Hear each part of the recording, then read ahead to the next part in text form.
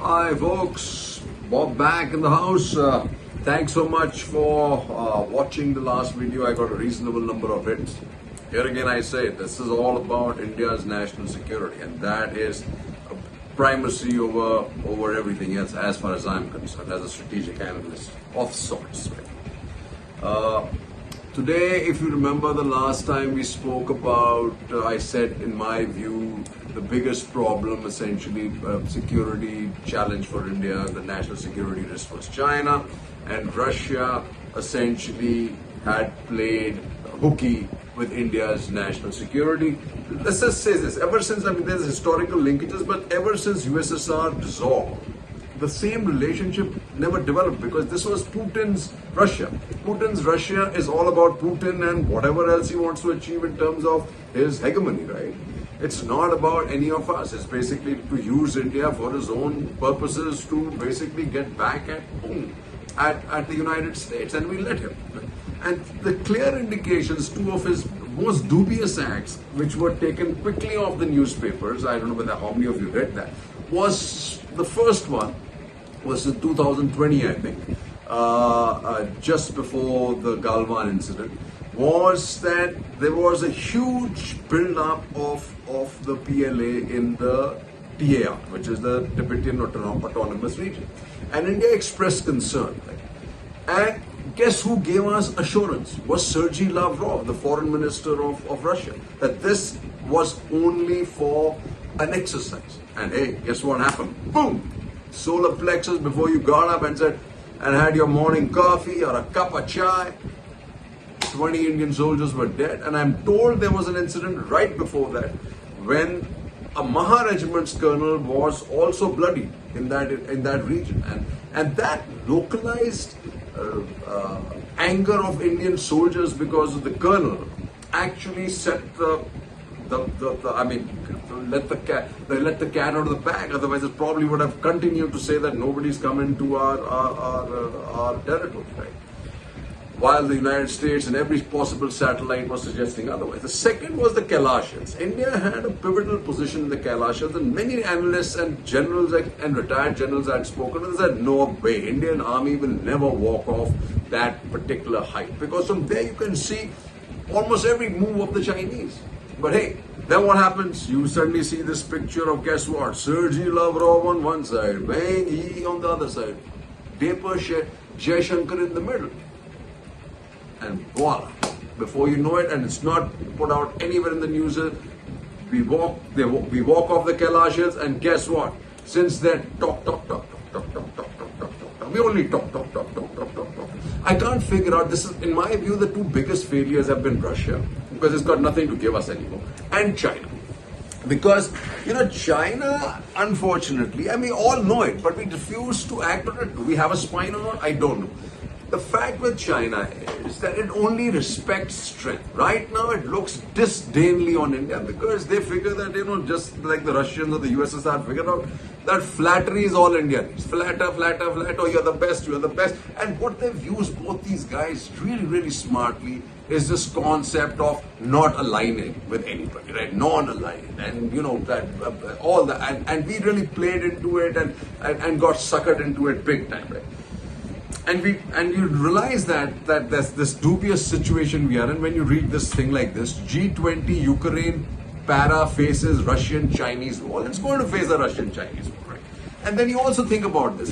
Quinn's removal reveals a messy portrait of China, right? China, like I said, is at its weakest at this point of time, as I can tell you now, right? The departure from set norm is a country where tradition and discipline are valued above all, and where small deviations and changes are all the signs one gets of upheavals within, has set off speculation, right? This is Quinn's removal. Such a development would have severe implications in the murky world of Chinese elite politics, particularly given Quinn's proximity to President Xi Jinping. His sudden downfall owing to disciplinary issue therefore would likely be read by some as a setback for Xi's power and state, maybe and maybe not, right? Like I said, talk. And that's what China wants. Keep talking, keep this in play, keep this, to keep changing the LAC at will, right? Because they know we don't have the gumption to strike back, right? Not like Indira Gandhi when she struck back. Not like Rajiv Gandhi when he threatened to strike back. Right? Patrolling limits resolution of objections. Latest India-China talks aim to set LAC ground. Well, that's all. We keep setting down rules. Right? Day 3. India-China discuss patrolling and de-escalation. Ooh-ah. Talks part of continuing process for LAC peace. That's all we are. So when you look at it, right, what does this achieve? You can say they've not bloodied our nose again. That's all we've achieved. So that again here domestic politics playing in because of this bravado that we are the Vishwa Guru and nobody can challenge us, etc. And that's why China is sneakily eating up stuff in Arunachal, sneakily eating up things in Ladakh. Just to remember, she is a follower of Mao's policy. Right palm, 5 fingers from the east. Let's start. Arunachal, Bhutan, Sikkim, Nepal, Ladakh. And Ladakh, folks, is in my view all about the Indus waterhead. As it is, on the Tibetan region, they control all the water that flows to the east. But this is one that India still has, and it's all about that. It's all about the water. Remember, the CPEC in Pakistan has a huge component of agriculture, and agriculture, if you've been studying Pakistan, is dying because of lack of water.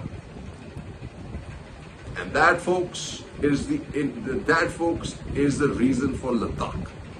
And China, if you realize, has arid land. It has blown its land to smithereens, built dams, hogged up all the agricultural land. Now they need land in Pakistan. India, China likely to hold major general level talks on confidence building steps. India, China hold 19th round of border talks. India presses China for access to old patrolling points. India, China hold military talks after nearly 4 months. India and China agree to resolve border issue in speedy manner. Well, it's taken us 3 years and we've not moved an inch. Positive signals from India-China border talk. Manu Pabi, Economic Times, folks. Don't ever believe what he writes. He is the mouthpiece of whatever is released by the government. China, and this is the reality, China refuses patrolling rights to India, talks fail. This is Rajat Pandit reporting it like it times. And then you have this. India pulls out of games in China over stapled visa for Arunachal athletes. That we'll keep doing. And you've got to worry about this. NYT reports US-based pro-China network-funded Indian websites. And Indian Express could be one of them, right? And like I said, China only responds to strong actions, not to talks. And this is what China does when it is provoked.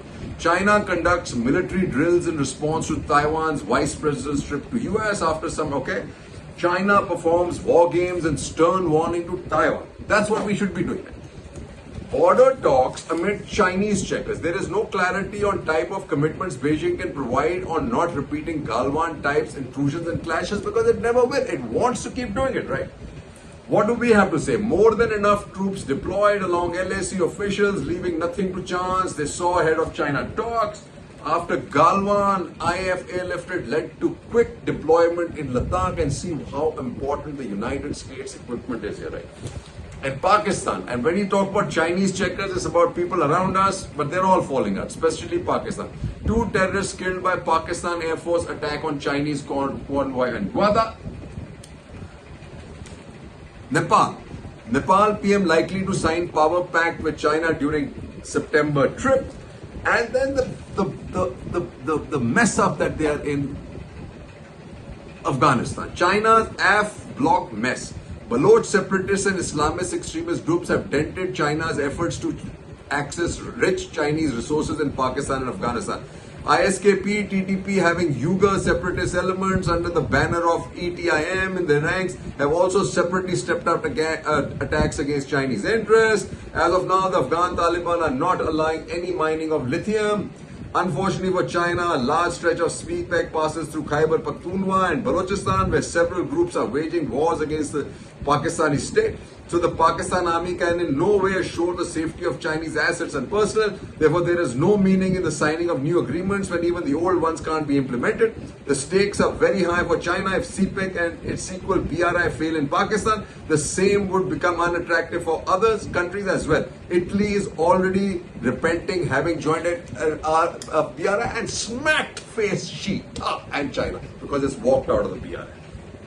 Chinese port dumplings. This is Saibal Das Gupta. Okay.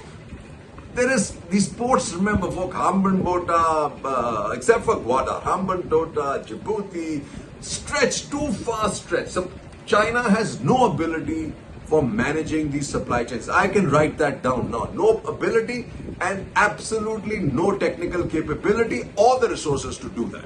And just remember, Hambantota, Burma, sitting ducks, all you visualize Pearl Harbor. Love these assets sitting, Chinese assets sitting in Hambantota or remember what our aircraft can do, right? Bomb the hell out of them. Okay. Then we have this Chinese port dumplings. China is wrecking various spots, especially in South Asia, to set up overseas military bases. China is scouting the world to find the most suitable locations for establishing its second military base on foreign soil. Sri Lanka's Hambantota port tops the list of 8 international ports where China is most likely to land its second overseas base of Hambantota. Last year, Rand Corp had said the Bangladesh and Myanmar also would make prime candidates for a Chinese naval base. Evidently, China is keen on having military bases in the South Asian countries since it sees India as a potential competitor and wants to exert pressure on it to continue bases. Good luck to Sri Lanka if they do it right. A full-fledged Chinese base would outmatch India's limited. Absolutely not. So this guy is absolutely wrong. It cannot match India's air power. That's it. And air power coupled with Quad, it can't match any of them. If China builds a military base anywhere in South Asia, India may be forced to pour in more funds for naval facilities and take additional measures to preserve its relations and influence among naval. All I said is one move, money from the Quad into Andaman and Nicobar. Hambantota, dead and gone. At the moment, almost no one wants a Chinese naval base on their soil, whether for domestic political concerns or their own strategic hesitation about inviting the level of Chinese presence said. That's absolutely right. Maldives we have in play because of, and hopefully this elections will go our way. Top court bars jailed ex-president from election, the guy who needled us.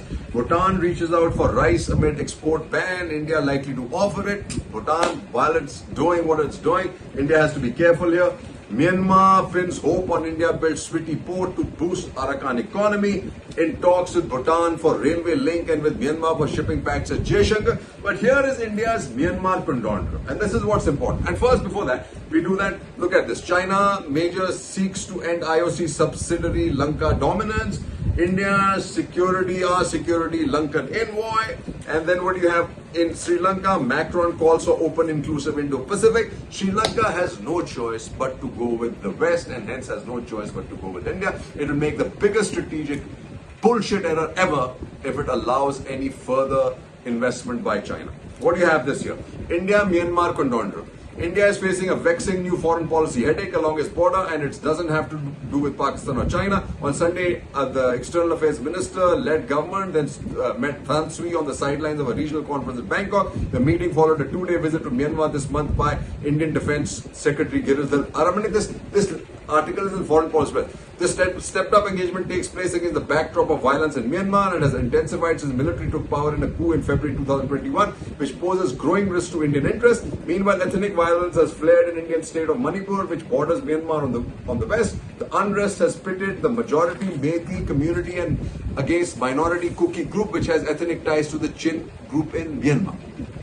The Indian-Myanmar border, like many in South Asia, is tense. Groups in Myanmar have provided sanctuary to some militants of Manipur and New Delhi and Naypyidaw and have recently collaborated on efforts to apprehend the rebels. However, the Myanmar Janta, you're going to hear this, has also reportedly sought to recruit some of the militants to fight against the anti-coup resistance in Myanmar, and it has failed to stop rebels based on its side of the border from staging attacks in India. The Indian government likely worries that the post-coup violence in Myanmar will further embolden militants, smugglers and other destabilizing forces imperiling its security interests.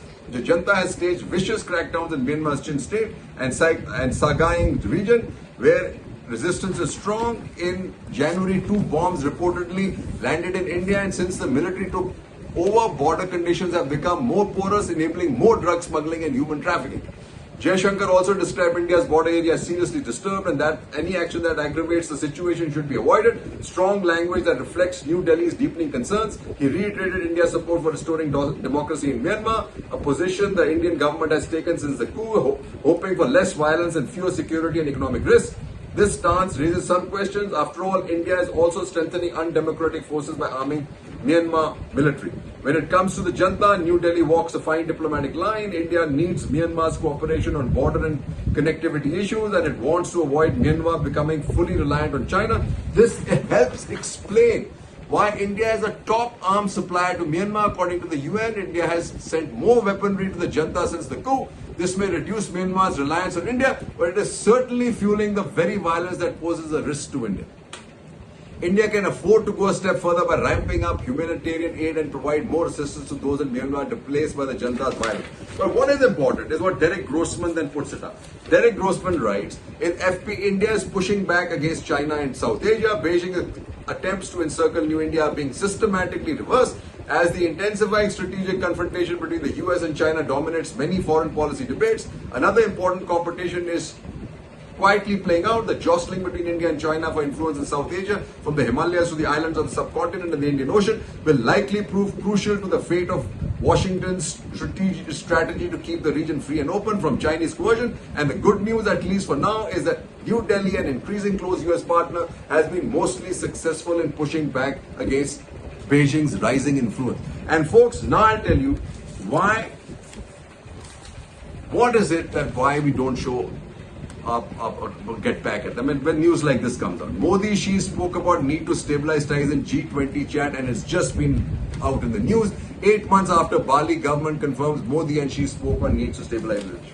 Why Modi, I believe, is not being able to take out the she is because of historical reasons. During the time he didn't have a international visa and was entertained with lavishly in Beijing. Domestic policy destroying foreign policy and not being able to make use of the winds behind our sails, folks. 3 cheers, Jai Hind.